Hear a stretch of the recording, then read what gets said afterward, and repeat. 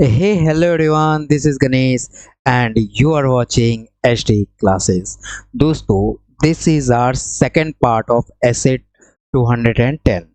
इसके पहले हम लोगों ने essay 210 का पार्ट 1 कंप्लीट किया, जो कि आपको YouTube वीडियो में मिल जाएगा। एक प्लेलिस्ट हमने बनाया है, उसी में हम ये सारा वीडियो जो है डाल रहे हैं। पार्ट 1 के बाद हम लोग आ जाते हैं ठीक पार्ट 2 में। पार्ट 2 में हम लोग क्या पढ़ेंगे भैया?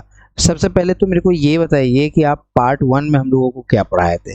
पार्ट 1 में मैंने आपको बताया था कि ऐसे 210 का मतलब क्या है। ऐसे 210 बड़ा सिंपल सा बात बोलता है आप लोगों को कि अगर एक ऑडिटर को क्लाइंट के साथ काम करना है, बोलने का मतलब एक ऑडिटर को अगर ऑडिट करना है तो वो क्या करेगा, सबसे पहले वो एक एग्रीमेंट बनाएगा। सबसे पहले क्या करेगा, वो एक एग्रीमेंट बनाएगा। एग्रीमेंट किसके बीच में होगा? एग्रीमेंट ऑडिटर के बीच में एंड आपके क्लाइंट के बीच में होगा। ऑडिटर एंड क्लाइंट के बीच में होगा। ये एग्रीमेंट में क्या क्या लिखा होगा भैया, ये बताइए। इस एग्रीमेंट में क्या क्या लिखा होगा? अगर मैं आपको बोलूं कि इस एग्रीमेंट में क्या क्या लिखा होगा, तो आपको सबसे पहले समझना होगा कि हम लोग जो ऑडिट करते हैं वो दो तरह से करते हैं। पहला तरीका वॉलेंटरली करना, ठीक है। वॉलेंटरली करना मतलब सपोज मान लो क्लाइंट को क्या करना है, एक क्लाइंट को क्या करना है, बड़ा सिंपल सा बात है कि उसको ये करना है, लाइक क्या बोलते हैं उसको, लोन चाहिए। से एग्जांपल क्लाइंट को क्या चाहिए, लोन चाहिए। और अगर उसको लोन चाहिए तो उसको क्या करना है, उसके लिए ऑडिट का रिपोर्ट चाहिए उसके लिए।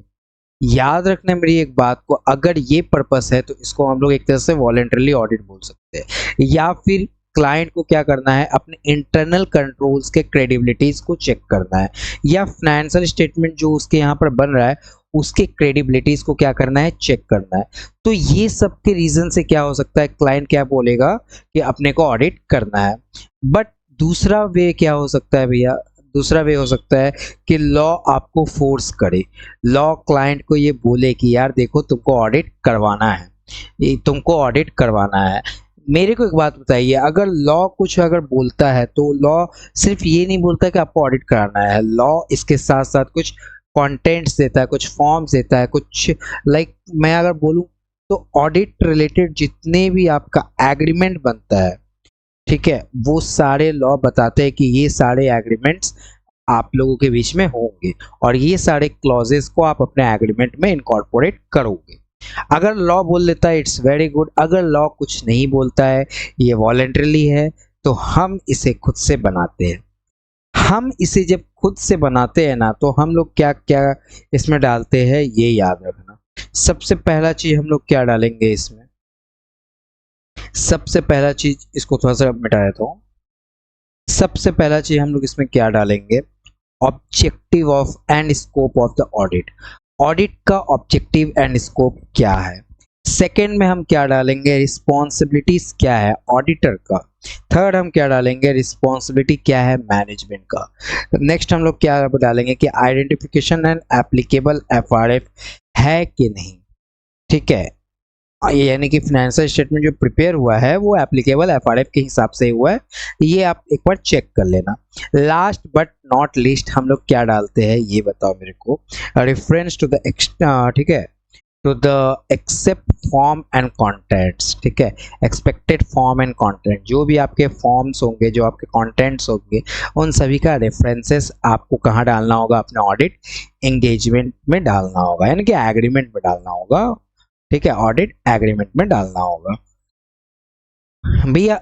हर एक ऐसे हम लोग जब पढ़ते हैं ना, उसमें ऑडिटर का एक ऑब्जेक्टिव होता है, हाँ कि ना, यस बिल्कुल। हर एक ऐसे जब भी आप पढ़ोगे उसमें ऑडिटर का एक ऑब्जेक्टिव होगा। तो इस ऐसे में भी क्या ऑडिटर का कुछ ऑब्जेक्टिव है? यस। ऑडिटर का ऑब्जेक्टिव क्या है कि वो एक्सेप्ट करेगा, कंटिन्यू करेगा अपना ऑडिट एंगेजमेंट को। साथ ही साथ वो क्या करेगा, एस्टैब्लिश भी करवाएगा, ऑडिटर माइंड भी, और वो कंफर्मिंग भी करवाएगा। एस्टैब्लिश क्या करवाएगा, क्या प्री कंडीशन एस्टैब्लिश है या नहीं, वो ये चीज चेक करेगा। साथ ही साथ वो common understanding between the auditor and management as well as TCWG के साथ है कि नहीं, ये वो भी ये बात को चेक करेगा। Before the starting of audit. क्यों? कॉमन अंडरस्टैंडिंग होना तो बहुत ज़रूरी है। अगर कॉमन अंडरस्टैंडिंग ही नहीं है, ठीक है, तो अगर हम कुछ मांगेंगे तो वो हमको देगा नहीं, और अगर हम कुछ बोलेंगे तो वो मेरा बात सुनेगा नहीं, तो ये तो बहुत गलत बात हो जाएगी ना। तो इसीलिए कॉमन अंडरस्टैंडिंग जो है वो बहुत ज़्यादा जरूरी है, ठीक है। इसके अलावा अगर आप ध्यान से देखो, तो प्री कंडीशंस हम लोगों ने बताया था। प्री कंडीशंस में मोटा मोटी आपने क्या बताया? तो भैया दो चीज। सबसे पहला बात, फाइनेंशियल स्टेटमेंट जो है एप्लीकेबल एफआरएफ के हिसाब से बना होना चाहिए। दूसरी बात, मैनेजमेंट जो है वो अपने रिस्पॉन्सिबिलिटीज को केटर करती है, एक्नॉलेज करती है और अंडरस्टैंड करती है, ठीक है, अपने रिस्पॉन्सिबिलिटीज को। अब जब मैं रिस्पॉन्सिबिलिटी बोलता हूँ तो तुम्हारे दिमाग में ख्याल आता है कि मैनेजमेंट का आखिर रिस्पॉन्सिबिलिटी क्या होगा।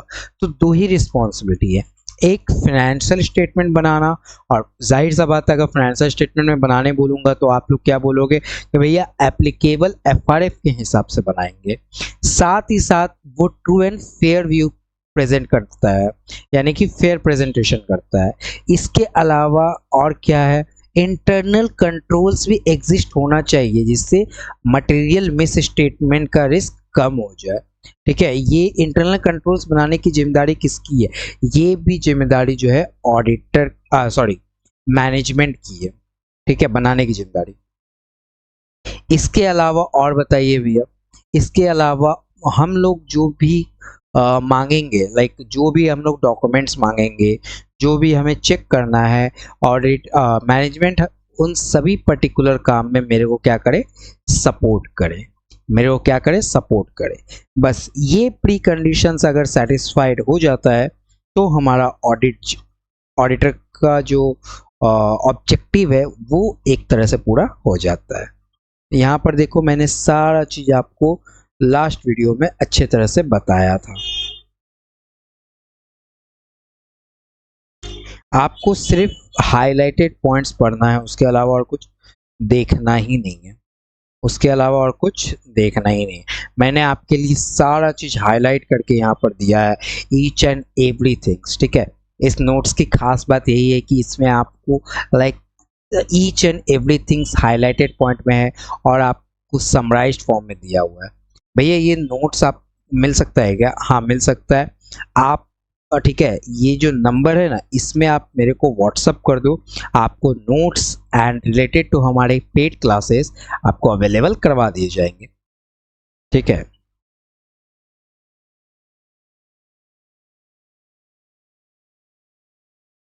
अच्छा, कभी कभी ये भी तो होगा ना कि प्री कंडीशंस जो बोला जा रहा है वो सेटिस्फाइड ना हो, तो क्या होगा?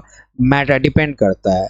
अगर ये प्री कंडीशन सेटिस्फाई नहीं हो रहा है तो आप ये देखोगे कि क्या जो ऑडिट हो रहा है वो वॉलेंटरली हो रहा है या कोई लॉ एंड रेगुलेशन के हिसाब से हो रहा है। लॉ एंड रेगुलेशन के हिसाब से हो रहा है मतलब एक एग्जांपल दो ना भैया, section 44 AB of tax audit.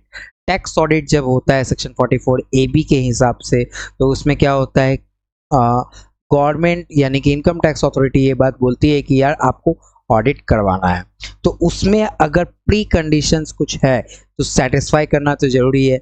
अगर वो सेटिस्फाई नहीं होता है तो ऑडिटर क्या बोलेगा, हम आपका ऑडिट में हाथ नहीं देंगे, ठीक है। लेकिन अगर वॉलेंटरली हो रहा है, और प्री कंडीशन सेटिस्फाई नहीं है तो ऑडिटर बड़ा सिंपल सा बात बोलेगा कि ठीक है, वो देखते हैं कि हम दे पाएंगे कि नहीं आपके यहाँ पर हाथ, ठीक है। देखते हैं।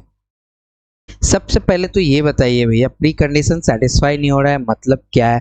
मतलब दो ही चीज है, मैंने आपको बताया ना, और मैनेजमेंट अपना रिस्पॉन्सिबिलिटी नहीं मानती है कि ये पर्टिकुलर चीज मेरा रिस्पॉन्सिबिलिटी है, वो नखरे दिखाती है, तो उसको तुम बोलो जाओ, ठीक है, तुम चले जाओ अगर तुम नखरे दिखाती हो तो। साथ ही साथ मैनेजमेंट क्या करती है, जो फाइनेंशियल स्टेटमेंट बनाया है ना वो गलत तरीके से बनाया है। मैनेजमेंट फोन में बात करते करते क्या कर रही है, बना रही है अपना बैलेंस शीट PL। तो मेरे को बताओ ये अनएक्सेप्टेबल अगर है, तो बोलने का बड़ा सिंपल सा मतलब है भैया कि फाइनेंशियल FRF जो है अगर वो अनएक्सेप्टेबल है या मैनेजमेंट जो है not contain their responsibility, not obtain there responsibilities, तो उस केस में क्या करेंगे हम लोग, ऑडिट जो है एक्सेप्ट जनरली नहीं करते, जनरली ऑडिट एक्सेप्ट नहीं करते, ठीक है। अच्छा मेरे को एक बात बताइए भैया कि आपने बोला कि आपको अनरिस्ट्रिक्टेड एक्सेस चाहिए एज एन ऑडिटर, अगर वो एक्सेस नहीं मिलता है तो आप क्या करोगे? ऑडिट स्टार्ट होने से पहले ही मैनेजमेंट बोलती है कि यार देखो तुमको हम ये जगह पे हम रोकेंगे, हम तुमको रोकेंगे, तो आप क्या बोलोगे? बच्चा समझाए क्या? आप क्या बोलोगे? बच्चा समझाए क्या? ठीक है, बोलने का मतलब क्या है? अगर आप बोलते हो कि बच्चा समझा है तो इसका मतलब है कि आप ऑडिट एक्सेप्ट नहीं करोगे। मतलब भी है, ध्यान से देखो, आप जब ऑडिट करते हो ना तो ऑडिट में जो भी पर्टिकुलर काम आप करते हो वो एज पर accounting standards on auditing and आपका लॉ रेगुलेशंस को ध्यान में रख के करते हो, एंड साथ ही साथ अपना प्रोफेशनल जजमेंट भी लगाते हो। आप मैनेजमेंट के हिसाब से काम नहीं करते। तो सबसे पहला बात, आप क्या कर नहीं करते? मैनेजमेंट के हिसाब से काम नहीं करते, ठीक है। जब आप मैनेजमेंट के हिसाब से काम नहीं करते हो तो मैनेजमेंट अगर आपको इंस्ट्रक्शन देगी ये पर्टिकुलर काम करो, ये पर्टिकुलर काम करो, तो आप डायरेक्ट बोलोगे कि हम आपके यहाँ पर ऑडिट करने आए हैं और आपका बात नहीं मानेंगे, ठीक है। लेकिन फिर भी मैनेजमेंट बोल रही है तो क्या करोगे? तो आप देखोगे क्या जो मैनेजमेंट ये बात बोली है वो रीजनेबल है कि नहीं। अगर आपको लगता है कि नहीं रीजनेबल तो है, लेकिन फिर भी ध्यान से समझो मेरा बात, अगर आपको लगता है नहीं रीजनेबल तो है, देखो अनरीजनेबल है तो साफ साफ आप बोलोगे कि नहीं ये आप गलत बात बोल रहे हो, हम लोग ऑडिट नहीं कर सकते, हमारे बीच में कॉमन अंडरस्टैंडिंग हो ही नहीं पा रहा है। लेकिन अगर रीजनेबल भी हो तो भी आप चेक करोगे, अपना पिछवाड़ा तो सबको प्यारा है ना, तो भी आप चेक करोगे क्या डिस्क्लेमिंग एन ओपिनियन इन फ्यूचर होगा। ऑडिटर जब भी ऑडिट करता है तो लास्ट में ऑडिट रिपोर्ट देता है। ऑडिट रिपोर्ट कितना तरह का होता है? Modified and unmodified. मॉडिफाइड में आपका कौन कौन सा आता है? एडवर्स आ जाता है, एंड आपका जो है डिस्क्लेमर ऑफ ओपिनियन आ जाता है, जो गंदा गंदा होता है, ठीक है। डिस्क्लेमर ऑफ ओपिनियन क्या अगर आप दोगे इन फ्यूचर, आपको ऐसा लगता है कि नहीं यार ऑडिट करके क्या फ़ायदा, फ्यूचर में तो डिस्क्लेमर ऑफ ओपिनियन ही देना पड़ेगा, क्यों? क्योंकि मैनेजमेंट ने मेरे को, मैंने जो जो चीज़ मांगा वो तो दिया ही नहीं है, तो हम क्या कर सकते हैं? तो उस केस में आपको क्या करना होगा? आप बोलोगे टाटा बाय बाय नमस्ते, हम अपने रास्ते चलते हैं, हम अपने रास्ते चलते हैं, हमें आपको ऑडिट करने में कोई शौक नहीं। इसके अलावा मैंने आपको और क्या क्या बताया था, देखो बस इतना ही बताया था, ठीक है। मजा आया आपको आज का अभी का लेक्चर? उम्मीद करता हूँ आपको अच्छा लगा होगा लेक्चर, ठीक है। रिवीजन, अभी हम लोग आगे बढ़ते थोड़ा सा, ठीक है। अभी हम लोग क्या करते हैं, थोड़ा सा आगे बढ़ते हैं, आ जाओ। Acceptance of changes in the term of audit engagement. याद रखना अगर ऑडिट एंगेजमेंट में कुछ टर्म्स का चेंजेस हो जाएगा, ठीक है, तो आप क्या करोगे? क्या बोलता है यहाँ पर? Acceptance of changes in the term of audit engagement. एक बात मेरे को बताओ, ऑडिट एंगेजमेंट के टर्म्स में कुछ चेंजेस है, ठीक है, ये चेंजेस कौन करवा रहा है? जाहिर सा बात है मैनेजमेंट करवा रहा है, जाहिर सा बात है मैनेजमेंट करवा रहा है। तो आप थोड़ा सा ना सतर्क हो जाओगे। क्यों क्यों सतर्क हो जाएंगे भैया? क्योंकि audit is not a joke, आप कुछ भी नहीं करवा सकते इसमें, आप इसमें कुछ भी नहीं करवा सकते, it is not a joke, ठीक है। तो आप क्या करोगे ये ध्यान से समझो। ऑडिटर सबसे पहले तो ऑडिटर जो है एग्री नहीं करेगा, ऑडिटर बोलेगा ना बाबू ना, नहीं होगा मुन्ना। ऑडिटर क्या बोलेगा? नहीं होगा, हम लोग चेंज नहीं कर सकते, we will not change the audit engagement, ठीक है। लेकिन अगर आपको जस्टिफाइबल रीजन मिल रहा है कि नहीं यार मैनेजमेंट तो ये बात सही बोल रही है कि उसका कोई प्रॉब्लम तो है और ये जस्टिफाइबल भी है, रीजनेबल है, तो उस केस में क्या करेंगे भैया? देखते हैं। लेकिन अगर मान लो कि रीजनेबल नहीं है उसका जस्टिफिकेशन, तब तो हम साफ साफ मना ही कर देंगे, और स्टार्टिंग में भी हम लोग मना ही करेंगे। लेकिन हम फिर भी एक बार देखेंगे, कंसीडर करेंगे, अगर रीजनेबल हुआ तो, अगर रीजनेबल हुआ तो, ठीक है। अगर रीजनेबल भी हुआ तो भी हम एक चीज तो देखेंगे, it may result from a change in circumstances. क्योंकि अगर ऑडिट का एंगेजमेंट यानी कि प्रायर एंगेजमेंट ही अगर चेंज हो गया तो इसमें कुछ कुछ सर्कमस्टांसेस तो चेंज हो ही जाएंगे। आप थोड़ा सा ये याद रखो, वर्ड क्या है, सर्कमस्टांसेस, ये चेंज होंगे ऑडिट में। अब ये सर्कमस्टांसेस क्या है, बताओ मेरे को, ये सर्कमस्टांसेस क्या है। सबसे पहला, नीड फॉर द सर्विसेज। हम ऑडिट जिस लिए करवा रहे थे, माइट बी पॉसिबल कि आप मैनेजमेंट, अगर तुम ऑडिट के एंगेजमेंट में कुछ चेंज कर रहे हो तो तुम्हारा ये जो पर्पस है ना ऑडिट करवाने का वो ही चेंज हो जाए। तुम्हारा ये जो पर्पस है ऑडिट करवाने का वो पर्पस ही चेंज हो जाए। ठीक है, तुम जिस तरीके से ऑडिट करवाना चाहते थे, जिस रीजन से ऑडिट करवाना चाहते थे, वो रीजन ही चेंज हो जाए। जैसे एग्जांपल, आप ऑडिट करवाना चाहते थे कि आपके यहाँ पर सेल्स का जो डेटा है ना, या ठीक है, वो गड़बड़ है, सेल्स का जो डेटा है वो गड़बड़ है।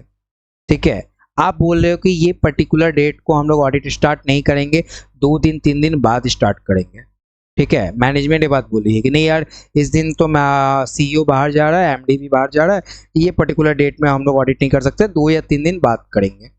तो मेरे को एक बात बताओ, इट माइट बी पॉसिबल ना इस 2 3 दिनों में मैनेजमेंट ने अगर कुछ गड़बड़ कर दिया था तो वो उसको ठीक कर ले, या मैनेजमेंट ने कुछ गड़बड़ नहीं किया, वहां के कुछ एम्प्लॉयज है जो कि गड़बड़ करके बैठे हुए थे सेल्स के डेटा के साथ, प्रॉफिट को थोड़ा बढ़ा रहे थे या फिर कैश फ्लो को थोड़ा सा ठीक है मैनिपुलेट कर रहे थे। ठीक है, वो देखे कि नहीं यार, ऑडिटर तो आके हो सकता है कि ये चेक करेगा, तो ये पर्टिकुलर चीज को मेरे को थोड़ा सा ठीक कर देना होगा।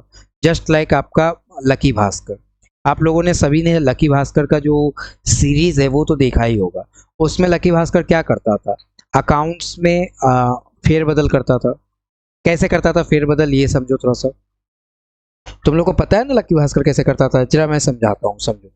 लकी भास्कर क्या करता था, एक दिन जाता था अकाउंट्स में, ठीक है, ज्यादा ज्यादा बोलता था कि ये हमारा क्या हुआ, विड्रॉल हुआ है। सपोज मान लो 5 लाख रुपया का विड्रॉल उसने बोला, लकी भास्कर ने क्या बोला ये समझो। अभी मैं केस बता रहा हूँ लकी भास्कर का क्या हुआ था, ये देखो। 2 तारीख को लकी भास्कर गया और बोलता है कि 5 लाख रुपया का एक्स्ट्रा विड्रॉल हुआ है। उसने क्या बोला, एक्स्ट्रा विड्रॉल कितना हुआ था, 5 लाख का। अब 3 तारीख को जाके वो क्या करता है, डिपॉजिट मार देता है, बोलता है एक्स्ट्रा डिपॉजिट हुआ है 5 लाख का। 2 तारीख को बोलता है एक्स्ट्रा डिपॉजिट हुआ है मेरा 5 लाख का, मतलब एक्स्ट्रा विड्रॉल हुआ है मेरा 5 लाख का। और 3 तारीख को जाके वो डिपॉजिट मार देता है, बोलता है कि हमारे यहाँ पर एक्स्ट्रा डिपॉजिट हुआ 5 लाख का। से एग्जाम्पल, मैं एक सिंपल सा एग्जाम्पल लेता हूँ। राम नाम का एक आदमी है, राम के अकाउंट से इतना विड्रॉल हुआ है और राम के अकाउंट से इतना गया है, मतलब इतना आया है। से एग्जाम्पल, मैं एक ही आदमी का नाम लेता हूँ।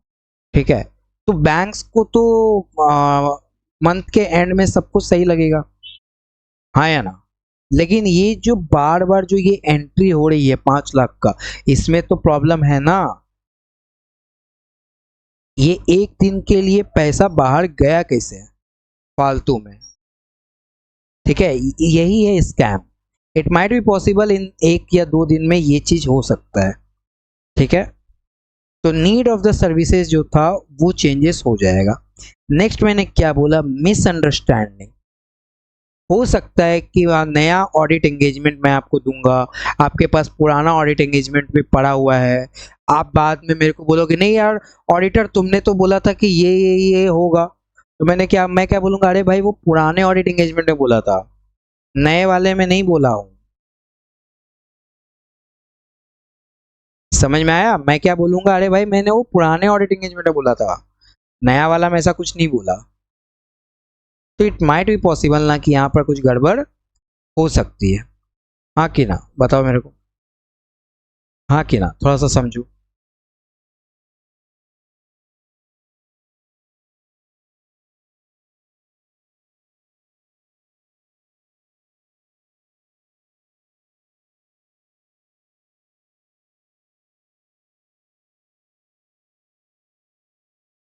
ये जो मिसअंडरस्टैंडिंग है ये तो क्रिएट हो ही सकता है ना, समझ में आया मेरा बात। तो इस मिसअंडरस्टैंडिंग, ये मिसअंडरस्टैंडिंग भी क्रिएट हो सकता है। इसके अलावा अगर मैं ध्यान से देखूं तो इसके अलावा और क्या बोलता है, कुछ रेस्ट्रिक्शंस जो ठीक है, रेस्ट्रिक्शंस भी इम्पोज किए जा सकते हैं, whether imposed by the management और कॉज ऑफ द सर्कमस्टांसेस। हो सकता है कुछ नया रेस्ट्रिक्शंस आप लोग लगा दो ऑडिटर के ऊपर, ये भी सर्कमस्टांसेस में चेंजेस हो सकते हैं। ठीक है, तो ऑडिटर क्या करेगा, कंसीडर करेगा the justification given by for the request. ठीक है, ऑडिटर सबसे पहले जस्टिफाई करेगा कि तुमने ये जो रिक्वेस्ट किया है ना मैनेजमेंट, क्या ये जस्टिफाइबल है कि नहीं, मतलब ये रीजनेबल है कि नहीं, मतलब ये सच है कि नहीं। अगर ये सच है तो ठीक है, देखते हैं। ठीक है, implication of a restriction on the scope of the audit engagement in contract change may not be considered reasonably. ठीक है, if it is appear the change of the related to the information is correct, incorrect, ठीक है, incomplete and otherwise unsatisfactory। याद रखना मेरी एक बात को, जहां पर भी ऑडिटर को खतरा लगेगा कि नहीं मेरी वर्क खतरे में है, भले ही मैनेजमेंट का जितना भी लाइक रीजनेबल वो बोले कि नहीं यार ये पर्टिकुलर चीज़ रीजनेबल है, ये रीजनेबल है, ये रीजनेबल है, ये जो हम इश्यूज बता रहे हैं आपको ये रीजनेबल है, फिर भी ऑडिटर सबसे पहले अपना पिछवाड़ा बचाएगा, फिर जाके दूसरे के पिछवाड़े में हाथ देगा। ये याद रखना, ऑडिटर सबसे पहले खुद का कमर का पेटी बांधेगा, फिर जाके दूसरे की हेल्प करेगा। ठीक है, वो एयरप्लेन वाले जो लोग बोलते हैं ना, यात्रीगण सबसे पहले खुद की कमर की पेटी बांधे, खुद का ऑक्सीजन मास्क लगाए, फिर दूसरे की मदद करे। तो ऑडिटर भी यही काम करेगा। खैर, अगर मान लो कि बोलता है कि ये जो भी डेटा दिया गया, ऑडिटर मतलब मैनेजमेंट जो भी ये बात बोलता है कि यार देखो ना ऑडिटर ये पर्टिकुलर चेंजेस कर दो ना, अगर वो इनकरेक्ट है, इनकम्प्लीट है या अनसेटिस्फैक्ट्री है, तो सेटिस्फाई नहीं किया जा रहा है, तो उस केस में तो ऑडिटर ये काम करेगा ही नहीं। और अगर मान लो कि नहीं है तो तब वो कर सकता है। लेकिन याद रखना साथ ही साथ ये सारा सर्कमस्टांसेस में भी चेंजेस हो सकता है। देखो यहाँ पर वर्ड हो सकता है, में हो सकता है। ठीक है, तो मैंने क्या बताया भैया, कंक्लूजन दो। कंक्लूजन बड़ा सिंपल सा है, ऑडिटर सबसे पहले बोलेगा कि एक्सेप्टेंस, देखो मैनेजमेंट आके ऑडिटर को बोला यार ऑडिटर सुनो ना, तुम ये पर्टिकुलर 2 दिन के बाद या 3 दिन के बाद तुम स्टार्ट करना अपना ऑडिट। ठीक है, मैं बोलूँगा कि नहीं हम लोगों ने प्लानिंग वगैरह तो कर लिया है, एंगेजमेंट भी बन चुका है कि ये पर्टिकुलर डेट से हम लोग स्टार्ट करेंगे, और वो मेरे से रिक्वेस्ट करता है। सबसे पहले मैंने देखूंगा कि ये जो रिक्वेस्ट किया जा रहा है क्या ये रीजनेबल है कि नहीं, जस्टिफाइबल है कि नहीं। अगर मेरे को ये लगा कि नहीं ये रिक्वेस्ट सही है, रीजनेबल है, जस्टिफाइबल है, तो उस केस में मैं हो सकता है उसको क्या करूं, एक्सेप्ट कर लूं उसके रिक्वेस्ट को। लेकिन सबसे पहले इन सभी चीज़ों से पहले मैं उसको बोलूंगा नो, मैं उसको क्या बोलूंगा, नो। ठीक है, अगर मान लो वो रीजनेबल भी है और अगर ऑडिटर ये चीज़ चेंज भी करना चाहता है अपना ऑडिट इंगेजमेंट, तो उसमें कुछ सर्कमस्टांसेस में चेंजेस हो सकता है। सर्कमस्टांसेस में क्या क्या चेंजेस हो सकता है, need for the services, audit जिस लिए किया जा रहा था हो सकता है वो सर्कमस्टांसेस ही चेंज हो जाए। मिसअंडरस्टैंडिंग हो सकता है, पुराना ऑडिट एंगेजमेंट उसके पास है, नया ऑडिट एंगेजमेंट जो दे रहा हूँ वो भी उसके पास है, तो हो सकता है कि वो बोले कि लाइक ये पर्टिकुलर बात आपने तो पहले बताया था, आप नहीं बताया, या अभी बताया पहले नहीं बताया।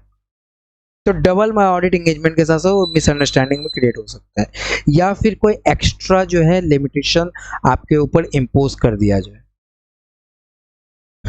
कोई एक्स्ट्रा लिमिटेशन क्या करे आपके ऊपर इम्पोज कर दे, तो ये प्रॉब्लम है आपके ऊपर होता है। लेकिन याद रखना अगर मैनेजमेंट ने जो मेरे को बात बताया, जो रीज़न दिया है, ठीक है, ऑडिट एंगेजमेंट चेंज करने का, वो रीज़न अगर इनकरेक्ट है, इनकम्प्लीट है या अनसेटिस्फैक्ट्री है, तो हम कभी भी उसका ऑडिट एंगेजमेंट को चेंज नहीं करेंगे, मतलब अपना ऑडिट एंगेजमेंट चेंज उसके लिए नहीं करेंगे। जो तुमसे झूठ बोलती है तुम उसके लिए काहे माथा पीछी करोगे, जाहिर सा बात है ना, जो तुमसे बात छुपाती है, जो तुमसे झूठ बोलती है, तुम उसके लिए दिमाग तो खर्चा करोगे ही नहीं। तो ऑडिटर भी यही बात बोलता है, मैनेजमेंट तूने मुझे धोखा दिया, मैनेजमेंट तूने मुझे धोखा दिया, अब ठुकरा के मेरा प्यार मेरा इंतकाम देखेगी। ठीक है।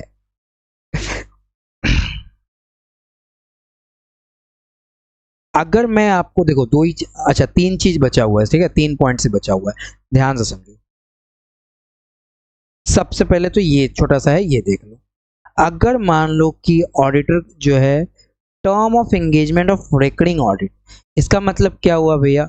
मैंने आपको बताया था कुछ, याद है ऑब्जेक्टिव के टाइम पे? ऑब्जेक्टिव के टाइम पे मैंने आपको क्या बताया था, ये देखो। एक्सेप्ट कर सकता है एंड कंटिन्यू करेगा ऑडिट एंगेजमेंट। ऑडिटर का एक ऑब्जेक्टिव क्या है? ऑब्जेक्टिव क्या है कि वो एक्सेप्ट करेगा एंड कंटिन्यू करेगा ऑडिट एंगेजमेंट। एक्सेप्ट करेगा मतलब क्या है? ठीक है, फर्स्ट टाइम, एंड कंटिन्यू करेगा मतलब सब्सिक्वेंट टाइम। सब्सिक्वेंट मतलब सेकेंड, थर्ड, कुछ भी बोलो। ठीक है। तो इस केस में क्या हो रहा है भैया? इस केस में वो कंटिन्यू कर रहा है। अब जरा ध्यान से समझो, अब जरा ध्यान से समझो। फर्स्ट टाइम हम जब किसी के घर जाते हैं ना, तो हम लोग फॉर्मेलिटीज निभाते हैं। सेकेंड टाइम अगर हम किसी के घर जाते हैं ना, तो हम लोग फॉर्मेलिटीज थोड़ा कम निभाते हैं। और जब उसके घर आना जाना रह जाए ना, तो हम लोग फॉर्मेलिटीज को और थोड़ा कम कर देते हैं। ठीक है। लेकिन अगर मान लो उसके घर में कोई गेस्ट आ जाए, या फिर से एग्जाम्पल कि अब जो है हमारे बीच का रिश्ता बदल जाए, उसके घर में आने जाने का पहले जो रिश्ता था और अब का जो रिश्ता है बदल जाए, तुम समझ रहे हो ना क्या बोल रहा हूँ? समझ रहे हो ना? हाँ। वो चीज़ अगर चेंज हो जाए, तो उस केस में हमारा आने जाने का जो बिहेवियर है वो भी थोड़ा सा चेंज हो जाता है, हमारा जो फॉर्मेलिटीज है वो भी थोड़ा सा चेंज हो जाता है। सेम टू सेम यहाँ पर भी ऑडिट एंगेजमेंट में होता है। अगर ऑडिट एंगेजमेंट जो है हमने पुराने ऑडिटर का जो किया था, इस बार भी हम उसी ऑडिटर का ऑडिट एंगेजमेंट मतलब ऑडिट परफॉर्म कर रहे हैं, तो हमको सबसे पहले देखना होगा कि क्या वहां पर कुछ चेंज तो नहीं हुआ है ना। अगर सपोज मान लो कुछ चेंज नहीं हुआ है, चेंजेस का मतलब क्या बोलना चाह रहे हो भैया आप? चेंज का मतलब क्या बोलना चाह रहे हो? चेंज का मतलब बोलना चाह रहा हूँ कि ओनरशिप में कुछ चेंजेस हो जाए। पहले ओनर कोई और था, अभी ओनर कोई और है।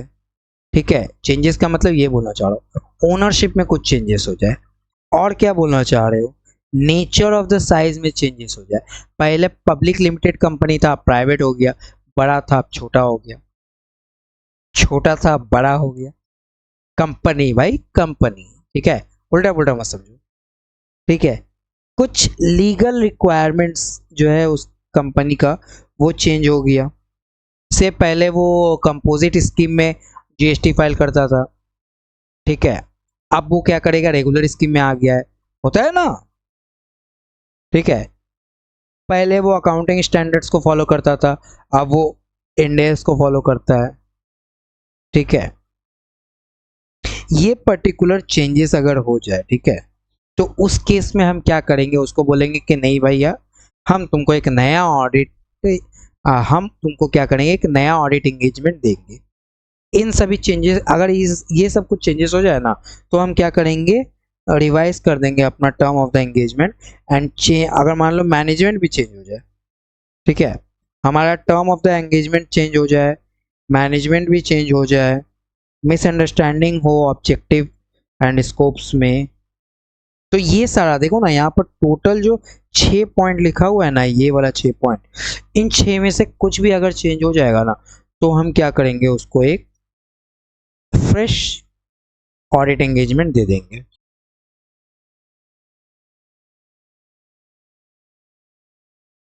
ठीक है भैया, यहाँ कुछ और लिखा है, समझो ना तुम, जो बता रहा हूँ वो समझो। रिवाइज ऑडिट एंगेजमेंट दे देंगे या फिर फ्रेश ऑडिट एंगेजमेंट दे देंगे। लेकिन अगर मान लो कि ये सारा चीज कुछ नहीं हुआ है भैया, जैसा था वैसा ही अभी भी है, कंपनी को जो छोड़ के गए थे सो का तो है, ठीक है, तो हम क्या करेंगे? कुछ नहीं, हम देखेंगे कि क्या उसको रिमाइंडर देना जरूरी है क्या। अगर उसको रिमाइंडर देना जरूरी है तो फ्रेश ऑडिट एंगेजमेंट दे देंगे, या फिर अगर हम देखेंगे नहीं उसको रिमाइंडर देना जरूरी नहीं है तो जो पुराना ऑडिट एंगेजमेंट है वही वाला कंटिन्यू करेंगे, वही वाला क्या करेंगे कंटिन्यू करेंगे। देखो ना क्या लिखा है, recurring audit is an audit which is perform by the auditor over year. ठीक है, on recurring audit the auditor shall access what whether circumstances required to the term of the audit engagement to be revised and whether there is need to be remind। ठीक है, the audit need to be remind what entity of the existing term of the audit engagement। The auditor may decide not to send the audit engagement। yes,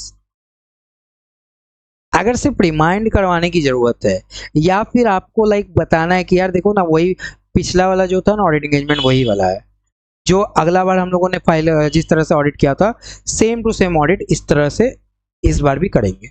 अगर ऐसा कुछ है ना तो आपको कुछ करने की जरूरत नहीं है, अगर ऐसा कुछ है तो आपको कुछ करने की जरूरत नहीं है, चेंज मत करना। लेकिन ठीक है, however the following factor may make it appropriate to revise the term of the audit engagement to remind the existing of the term। ये सारा फैक्टर्स अगर मान लो हो तो उस केस में हम क्या करेंगे रिवाइज करवा देंगे। ये सारा मतलब 6 में से 4-5 तो ऐसे ही याद हो जाएगा, 4-5 ऐसे ही याद हो जाएगा। ठीक है, और 1-2 ठो बोलते बोलते याद हो जाएगा, 1-2 ठो क्या होगा बोलते बोलते याद हो जाएगा, तो आप उसका टेंशन मत लेना। ठीक है, What should auditor consider, ये ध्यान से पढ़ो, what should auditor consider before the agreeing the changes in the, ठीक है, before agreeing the change in the term of audit engagement, the engagement providing lower level of assurance। अगर मान लो auditor से request किया जा रहा है कि बिफोर द, ठीक है, before the what agreeing the changes the audit engagement. ठीक है, आप क्या करो ऑडिट एंगेजमेंट को थोड़ा सा चेंज कर दो, अगर ये बात बोला जा रहा है ऑडिटर को। ठीक है, कब बोला जा रहा है ऑडिट करने से पहले या रिपोर्ट इशू करने के पहले, तो उस केस में क्या बोला जाएगा ये देखो, उस केस में क्या होगा ये देखो, auditor is request to change the audit. ठीक है, auditor is requested to change the audit. ठीक है, if the prior to the completing the audit, ठीक है, कंप्लीटिंग द ऑडिट मतलब ऑडिट होने के पहले, ऑडिट कंप्लीट होने के पहले मेरे को ये बात बोला जा रहा है, पहले वाला जो बोला जा रहा था ना वो एंगेजमेंट लेटर के लिए बोला जा रहा था, यानी कि ऑडिट अभी शुरू नहीं हुआ उसके पहले ये हो रहा है ऑडिट। ठीक है, हम लोग कर रहे हैं उसी टाइम में हमको स्टार्टिंग में ही बोल दिया गया, मतलब बीच में ही कभी बोल दिया जा रहा है। ठीक है, तो उस केस में क्या होगा मेरे को डिटरमाइन करना होगा वही रीजनेबल जस्टिफिकेशंस। ठीक है, एक्सेस करना होगा कुछ लीगल कॉन्ट्रेक्चुअल्स है कि नहीं, इम्प्लीकेशन हो रहा है कि नहीं, रिव्यू करेंगे रिलेटेड सर्विसेज क्या क्या है, एंड साथ ही साथ कंक्लूड करेंगे the justification of the changes. साथ ही साथ ओरिजिनल ऑडिट एंगेजमेंट जो है वो हम हटा देंगे। If the term of the audit engagement are change the auditor and management shall agreed on the record the new term of the engagement in the engagement letter or other suitable form of the contract। बोलने का मतलब है अगर सब कुछ ठीक है हम ये पर्टिकुलर चीज का चेंज मतलब चेक करेंगे, अगर सब कुछ ठीक है तो हम क्या करेंगे चेंज कर देंगे, अदरवाइज चेंज नहीं करेंगे। ठीक है, और कंफ्यूजन अवॉइड करवाने के लिए हम क्या करेंगे ओरिजिनल ऑडिट एंगेजमेंट को जो है हटा देंगे। एनी प्रोसीजर्स अगर न्यू है तो उसको हम लोग इनकॉर्पोरेट करके आपको एक फ्रेश इशू कर देंगे। समझ में आया, समझ में आया कि नहीं। लास्ट,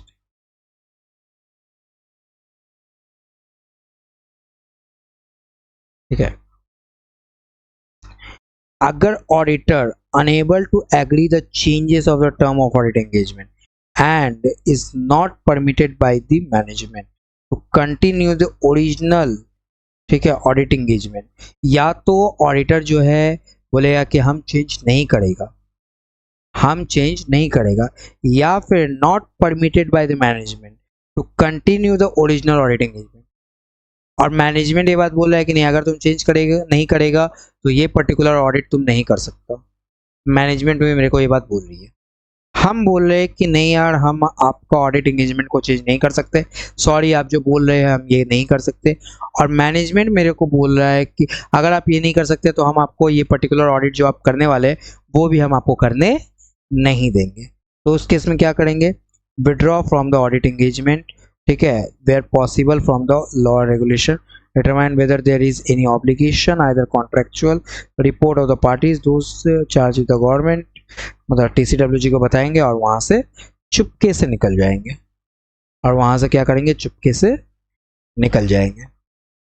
बोलने का मतलब है अगर मैनेजमेंट हमको इम्पोज करता है मेरे ऊपर कि हम आपको ये पर्टिकुलर काम करने नहीं देंगे, हम आपको ये पर्टिकुलर ऑडिट करने नहीं देंगे, अगर आप हमारी बातें नहीं मानेंगे, तो हम क्या करेंगे, पतली गली पकड़ के सड़क जाएंगे।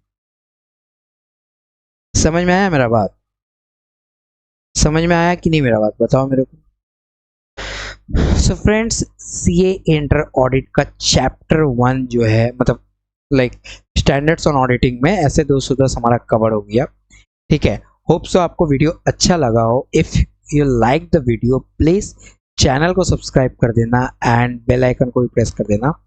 एंड मैं डिस्क्रिप्शन में आपको जो है इस PDF का लिंक दे दूंगा, वो आप जो है टेलीग्राम चैनल से आप डाउनलोड कर सकते हो। ठीक है, मिलते हैं हमारे नेक्स्ट वीडियो में, तब तक के लिए keep learning keep watching. Thank you very much friends, bye bye.